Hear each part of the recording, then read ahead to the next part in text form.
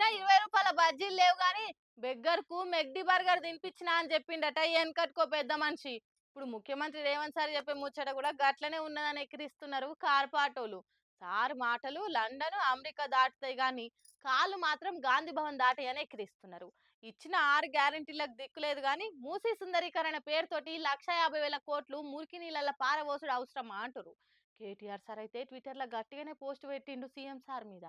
మాజీ మంత్రి కేటీఆర్ సారు సర్కార్ను బాగానే ఇరికిస్తుండు కదా. పొద్దుగాల లేస్తే చాలు మేం బికారైనం, బీద రాష్ట్రం అయిపోయింది, అప్పుల పాలైన రాష్ట్రం అయింది, మా తాన పైసలు లేవు, అప్పు పుట్టించేతందుకు అపసోపాల పడుతున్నాం, పైసా ఉట్టుబడి లేక పుట్టెడు కష్టాలు ఎల్లదీస్తున్నాం అని చెప్తుంటారు. మరి 1,50,000 కోట్లతోటి మూసికి సోకులు చేసుడు అవసరమా? ఎవల ఆరాటం కోసం ఎవల ఆర్భాటం కోసం ఇదంతా చేస్తుండ్రని ముఖ్యమంత్రి సార్ మీద మండిపడుతున్నాడు. మాజీ మంత్రి కేటీఆర్ సారు ట్విట్టర్ లో పెద్ద పోస్టులే పెట్టిండి ఇట్లా: రుణమాఫీకి పైసలు లేవు, రైతు బంధుకు పైసలు లేవు, రైతు కూలీలకు పైసలు లేవు, కౌలు రైతులకు పైసలు లేవు, నిరుద్యోగ భృతికి పైసలు లేవు, పేదోళ్లకు పెన్షన్లకు పైసలు లేవు, మహిళల మహాలక్ష్మి పథకం అమలుకు పైసలు లేవు, ఆడపిల్లల స్కూటీలకు పైసలు లేవు, ఉద్యోగస్తులకు డిఏలకు పైసలు లేవు, మున్సిపాలిటీలల్లో పారిశుద్ధ కార్మికుల జీతాలకు పైసలు లేవు, గ్రామాలల్లో పిచికారి మందులకు పైసలు లేవు, బడి పిల్లలకు షాక్ పీసులకు పైసలు లేవు, దవాఖాన్ల మందులకు పైసలు లేవు, దళిత బంధుకు పైసలు లేవు, విద్యార్థుల స్కాలర్షిప్ కు పైసలు అసలే లేవు, విద్యార్థుల ఫీజు రియంబర్స్మెంట్ కు పైసలు లేవు, తులం బంగారం ఇయ్యనికి పైసలు లేవు, చెరువుల చేప విల్లలు పెంచనికి పైసలు లేవు,